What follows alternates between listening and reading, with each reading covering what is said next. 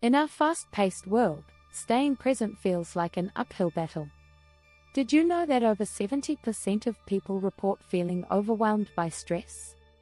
This isn't just a passing feeling, it can lead to serious health problems like anxiety and depression. With distractions everywhere, it's no wonder our minds often wander, even in moments we want to cherish.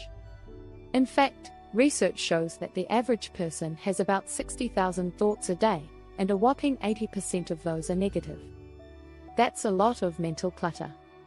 When chaos hits, it's easy to get swept away by worries and to-do lists. But what if I told you that you can reclaim your peace of mind, even when life gets chaotic?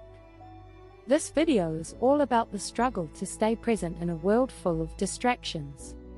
We'll explore surprising strategies to help you find calm amid the storm.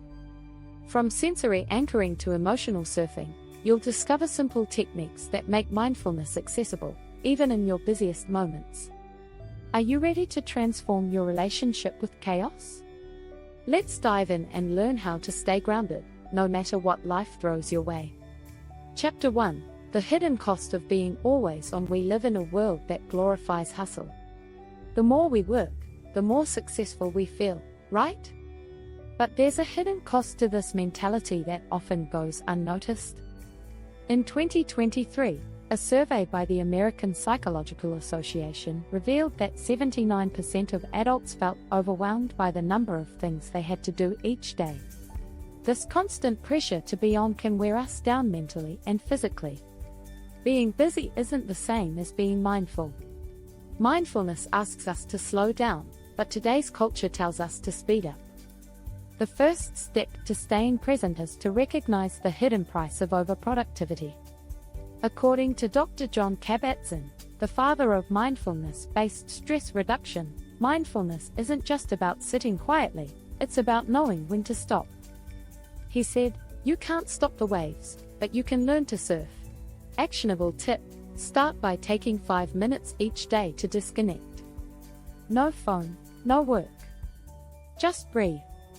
This simple act can reset your brain and lower cortisol levels, the stress hormone responsible for fight or flight responses.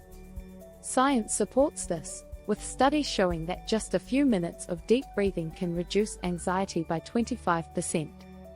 Chapter 2: Chaos is a mirror, not the enemy. Let's rethink chaos. We often see it as the villain in our quest for peace, but what if it's actually a mirror? Life's messy moments reflect our inner worlds, showing us what we need to address. Chaos forces us to confront emotions, habits, and fears that we usually push aside. This concept might sound counterintuitive, but embracing chaos can actually strengthen your mindfulness muscle. When you view turbulence as a teacher instead of something to fear, you stop running from it. As author Pema Chodron says in her book When Things Fall Apart, nothing ever goes away until it has taught us what we need to know. Instead of fighting stress, observe it. How does it show up in your body? Your mind. Awareness is the first step toward mindfulness. The more aware you are of your reactions, the easier it is to shift into the present moment. Actionable tip: when life feels chaotic, pause. Notice your breath, your heart rate, and your thoughts. Label what you feel: frustration, anxiety, or anger, without judgment. This act of observation creates a gap between reaction and response, allowing you to act mindfully, not impulsively. Chapter 3: The Art of Micro-Pauses. One of the biggest myths about mindfulness is that it requires a lot of time. Meditation for 30 minutes a day sounds great, but for most of us, it's hard to squeeze in. Enter the concept of micro-pauses, short, intentional breaks that last just a few seconds. Think of them as mindfulness sprints instead of a marathon.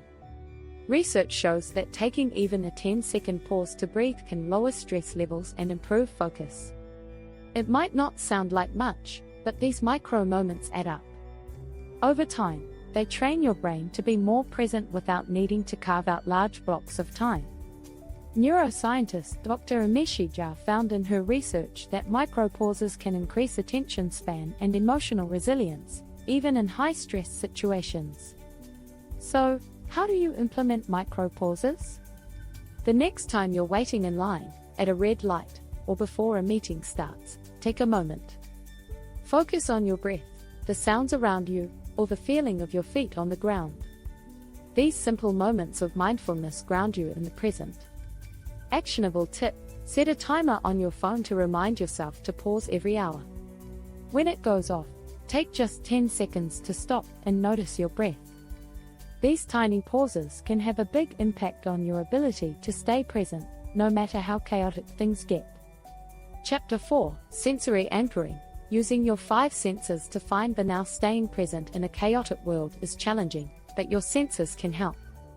Sensory anchoring is a simple mindfulness tool that brings you back to the present moment by focusing on what you can see, hear, smell, taste, or touch. It's effective because your senses are always with you, even when your mind is racing.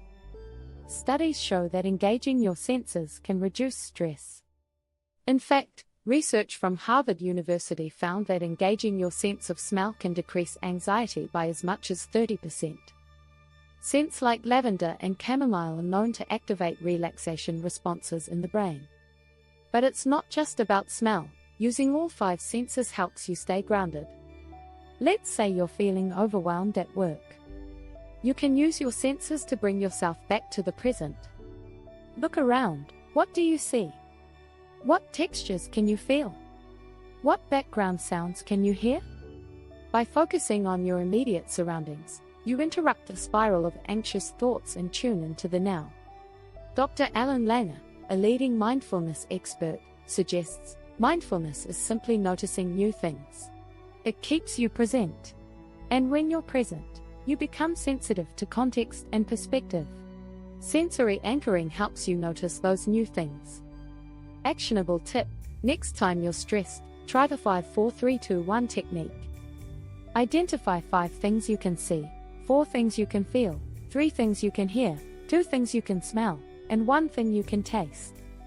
This quick exercise can immediately pull you out of your head and into the present. Chapter 5: Emotional Surfing. Riding the waves instead of being swept away. Emotions can be overwhelming, especially in chaotic moments.